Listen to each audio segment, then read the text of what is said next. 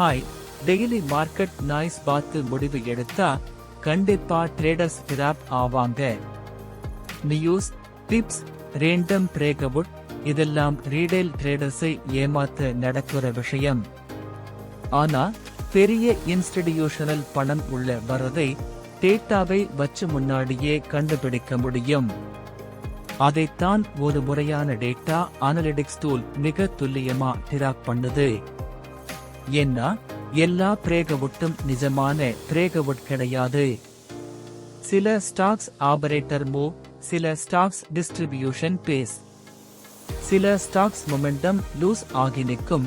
வெறும் பிரைஸ் மட்டும் பார்த்தா முழு உண்மை தெரியாது. இந்த சிஸ்டம் தினமும் NSE பக்காப்பி F&O டேட்டா டெலிவரி ஆக்டிவிட்டியை அனலைஸ் பண்ணுது. Industry strength, institutional participation, delivery பைட்டர் என பல விஷயங்களை பார்க்குது. இதையெல்லாம் ஹிஸ்டாரிக்கல் கான்டெக்ஸ்ட் கூட கம்பைன் பண்ணி டாப் ஸ்ட்ரென்த் ஸ்டாக்ஸை ஃபில்டர் பண்ணுது. இதோட நோக்கம் பேட் பிரேக்அவுட் மற்றும் வீக்கான ரிவர்சல் ஸ்டாக்ஸை தவிர்க்கிறது. இன்ஸ்டிடியூஷனல் ஸ்பான்சர்ஷிப் இருக்கிற ஸ்ட்ராங்கான ஸ்டாக்ஸை மட்டும் அடையாளம் காட்டுது.